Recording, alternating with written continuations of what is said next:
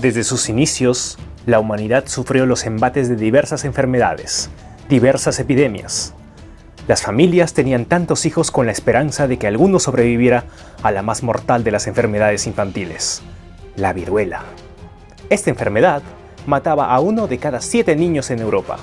Su aliada, la poliomielitis, dejaba a los niños supervivientes con secuelas atroces que menguaban su calidad de vida. Pero la humanidad no se rindió, y un día, un científico llamado Edward Jenner desarrolló la primera vacuna, y con el apoyo del gran Louis Pasteur se empleó su método para desarrollar más vacunas contra las distintas malvadas enfermedades que azotaban a la humanidad. Así, la humanidad floreció gracias a estas nuevas armas desarrolladas por científicos. Pero había un grupo de fanáticos religiosos que no estaban de acuerdo con el uso de estas nuevas armas de la humanidad. En la actualidad, este grupo planea traer de vuelta a las enfermedades que alguna vez azotaron a la humanidad. Esta podría ser una historia propia de un cuento de terror. Y aceptémoslo, no es que dé mucho miedo que digamos. Lo que sí da miedo es que está inspirada en hechos reales. Hoy nos enfocaremos en esos hechos reales que buscan iluminar un poco la situación sobre la lucha contra las enfermedades infecciosas y el movimiento antivacuna. Esto en un nuevo especial del Bioside. Antes de la invención de la vacuna, la viruela hacía y deshacía con la población mundial cual gato con una bola de lana. Sin embargo, en el siglo X, en China, ya se comenzaba a prevenir la viruela por inoculación deliberada de este virus. Esta práctica consistía en la insuflación nasal de un polvo constituido por fragmentos de pústulas secas molidas. De esta forma se prevenían casos leves de viruela. En 1718, Lady Montagu informó que los turcos tenían la costumbre de inocularse con pus tomado de la viruela vacuna. Es más, esta señora inoculó a sus propios hijos de esta manera. Pero fue en 1976, durante el momento de mayor extensión de la viruela en Europa, donde un médico rural de Inglaterra, un tal Edward Jenner, observó que las recolectoras de leche adquirían una especie de viruela bovina por el contacto con sus vacas. ¿Y qué les pasaba después? Pues quedaban a salvo de enfermar con la viruela común. Ya luego se comprobaría que esta viruela bovina es una variante leve de la viruela humana. Entonces, ya trabajando en este caso de inoculación, Jenner tomó la viruela bovina de la mano de una de esas recolectoras y lo inoculó en el brazo de un niño de 8 años. El pequeño mostró síntomas de la infección de la viruela bovina. 48 días más tarde, y después de que el niño se hubiera recuperado completamente de la enfermedad, el Dr. Jenner le inyectó al niño infección de viruela humana, pero esta vez no mostró síntomas o signo de la enfermedad. Entonces resultaba que la vacunación con la variante bovina era mucho más segura que la inoculación por insuflación de la variante humana. Se prohibió esta última en Inglaterra en 1840, y fue desde ese momento en que la vacunación fue extendiéndose por toda Europa y América. Pero también fue por esos años en que nació la oposición de algunos sectores de la iglesia, ya que un reverendo cristiano de Londres llamado Edmund Macy atacó las medidas sanitarias preventivas. ¿Y por qué lo hizo? Pues porque a su juicio se oponían a los designios de Dios. En vista del éxito de la vacuna contra la viruela, en la década de 1880, la segunda generación de vacunas fue introducida por el maestro Louis Pasteur, quien desarrolló vacunas contra el cólera aviar y el anthrax. A partir de estos sucesos, se fueron desarrollando y perfeccionando vacunas contra otras diferentes enfermedades. Pero, ¿cómo es que este magnífico invento llegó a ser tan temido por un sector de la población? ¿En qué se basan los antivacunas para recomendarte no vacunar? ¿Qué peligros puede acarrear vacunar a tus hijos? Hoy responderemos a estas preguntas. Pero antes, vamos a ver a las vacunas desde el Bioside. Nuestro poderoso y adaptable sistema inmunitario se encuentra compuesto por células distribuidas en tejidos, fluidos y órganos, principalmente piel, médula ósea, sangre, timo, sistema linfático, vaso o mucosas. En la médula ósea se generan las células especializadas en la función inmune: neutrófilos, eosinófilos, basófilos, mastocitos, monocitos, células dendríticas y macrófagos. Todas ellas se movilizan a través de la sangre y el sistema linfático hacia los distintos órganos. Todos estos tipos de células tienen una función específica, cual ejército. Existen los soldados, como los macrófagos, que van a atacar a cualquier elemento extraño que ingrese. Existen los generales y servicio de inteligencia, como los linfocitos, que les indican a los macrófagos dónde y cómo atacar a ese elemento extraño. Cuando digo elemento extraño, me refiero a todo aquel cuerpo que no tenga las credenciales necesarias para estar en tu cuerpo. Y con credenciales me refiero a los antígenos. Los antígenos son moléculas glucoproteicas, o sea, hechos de azúcar y de proteínas, que se hallan en la superficie de las células de nuestro cuerpo. Nuestros soldados macrófagos van patrullando nuestros vasos sanguíneos, vasos linfáticos y otros tejidos, siempre viendo que las células ahí no sean unas extrañas. Y cuando digo viendo, me refiero a que las tocan. Sí, andan toqueteando a todas las células de tu cuerpo. Y pues, ¿para qué las toquetean? Pues para detectar estos antígenos. Una célula propia de nuestro cuerpo tendrá todos los antígenos que el macrófago detectará como que fuera parte del club, y no le hará nada. Ah, pero ¿qué pasa si no tiene todos los credenciales necesarios? O sea, los antígenos. Entonces la fagocita y la destruye. Este mecanismo de matar todo lo que no se reconozca se llama sistema inmunitario innato, y nos viene de fábrica y aparte es inespecífico.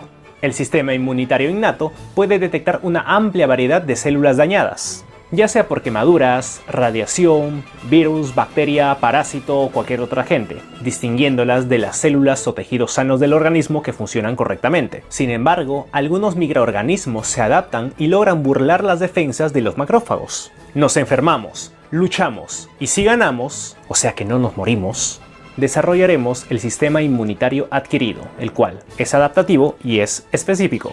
Ese sistema permite que los vertebrados, como los humanos, tengan mecanismos de defensa más sofisticados, interconectados con el mecanismo del sistema inmunitario innato de forma más dinámica y a más largo plazo. Y el protagonista del sistema inmunitario adquirido es el linfocito. El sistema inmunitario se adapta con el tiempo para reconocer patógenos más específicos de forma más eficaz, generando así una memoria inmunitaria.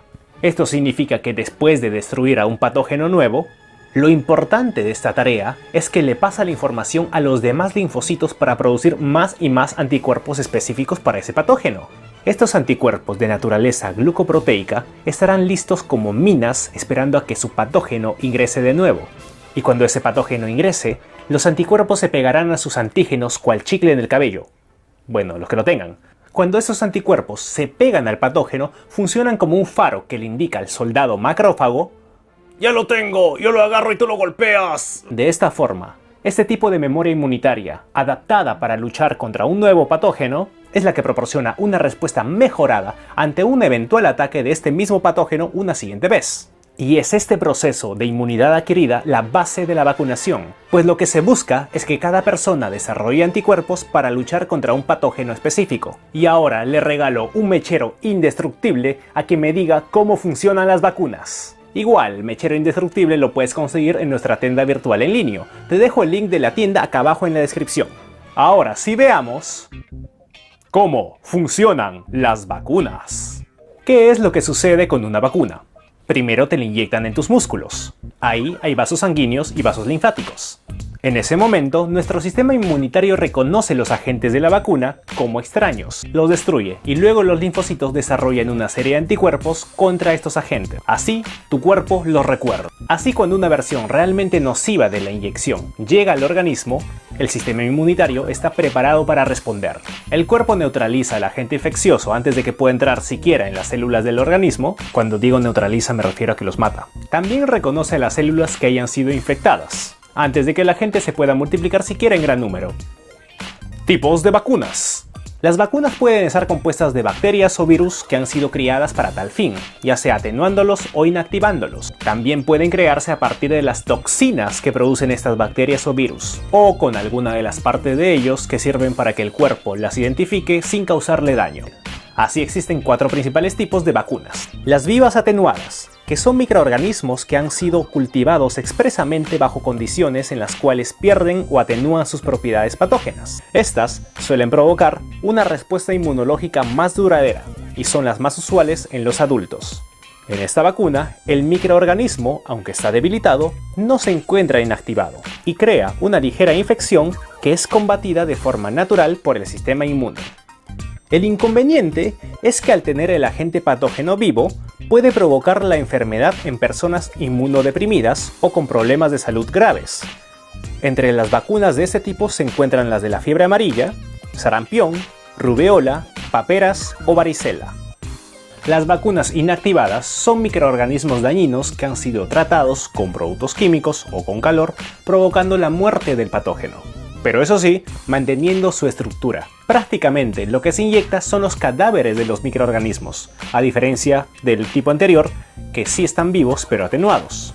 Este tipo de vacunas activa el sistema inmune, pero el agente dañino no ataca al huésped y es incapaz de reproducirse, pues se encuentra muerto. Esto genera menos efectos secundarios causados por el agente patógeno.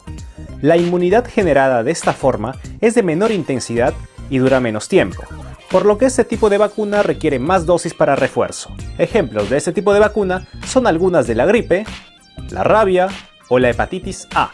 Las vacunas toxoides, como te estarás dando alguna idea, son componentes tóxicos provenientes de un microorganismo.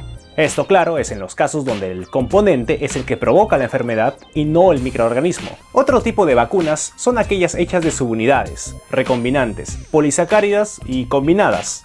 Estas utilizan partes específicas del germen, como sus proteínas, polisacáridos o cápsula. La cápsula, por si acaso, es la carcasa que rodea el germen.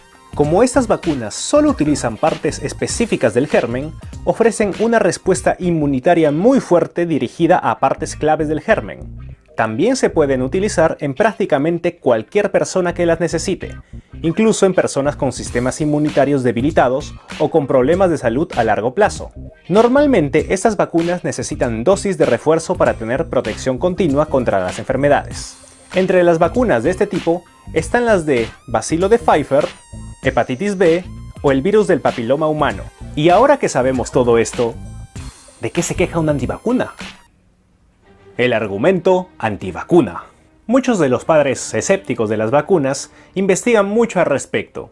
Tienen derecho a dudar sobre su eficacia. El problema es que encuentran casos de defunción de niños cuyas muertes son atribuidas a la administración de las vacunas. Se propagan falacias acerca de los componentes de las vacunas como medicamento, y de esta manera también se propaga el miedo. El ejemplo de esto es un estudio que erróneamente vinculaba la vacunación con el autismo. En 1988, Andrew Wakefield, entonces médico en el Reino Unido, logró publicar un artículo en The Lancet, en donde tras estudiar a 12 niños, asociaba la vacuna triple vírica, o sea, contra el sarampión, las paperas y la rubeola, con el autismo. 2 años después, el Colegio General Médico Británico indagó sobre su investigación y acabó retirándole, año después, la licencia de médico, acusándole de actuar de forma deshonesta e irresponsable. Las conclusiones y los métodos del médico habían sido falsos. Poco después, en 2004, la propia revista The Lancet acusaba a Wakefield de haber incurrido en un conflicto de intereses durante la investigación, ya que cobró cerca de 80.000 euros de un organismo encargado de estudiar los supuestos daños de la vacuna. Sin embargo, para cuando la rectificación se hizo pública por parte de la revista, el daño ya estaba hecho. Entonces, ¿qué se necesita para satanizar a las vacunas en estos estudios? Pues los efectos adversos que se asignan a las vacunas típicamente tienen origen desconocido, incidencia creciente, cierta plausibilidad biológica, ocurrencia próxima al momento de vacunación y efectos temibles. El miedo y sensacionalismo se venden mejor siempre. Las políticas de vacunación obligatoria han provocado la oposición de muchas personas y dicen que el gobierno no debería inmiscuirse en la libertad de los individuos a escoger su medicación. ¿Ah? Eso me suena a personas que se automedican. Y tú quizás estés pensando, pero, hey, eso sí suena ético. Cada persona debería tener la libertad de elegir el tipo de medicación que se le va a suministrar, ¿cierto? Pues sí, y a la vez no. Veámoslo así. Si un programa de vacunación reduce exitosamente la amenaza de una enfermedad, puede reducir la percepción del riesgo, lo cual provoca que un individuo pueda hasta rechazar la vacunación sin ningún temor. Se puede decir que te das el lujo de no protegerte porque la inmunidad de los demás te da protección. Si tú haces esto, te conviertes en uno de los beneficiarios parásitos, en el cual unos pocos individuos ganan la ventaja de la inmunidad de grupo, pero sin pagar el costo. Dicho comúnmente, se la lleva fácil. Esta actitud de beneficiario parásito trae un problema. ¿Qué sucede si hay demasiadas exenciones de vacunación? Pueden causar la pérdida de la inmunidad de grupo. Y en este caso se incrementan los riesgos de los individuos inclusive si están vacunados. Con todo este daño que genera la postura antivacunas, cualquiera diría que nadie en su sano juicio apoyaría esas ideas, ¿cierto? No es posible que existan negocios que se valgan de esta postura antivacunas, ¿verdad? ¿Verdad? Pues te diré que existen muchas formas de medicinas alternativas que se basan en filosofías que se oponen a la vacunación. ¿Y de qué consisten estas medicinas alternativas?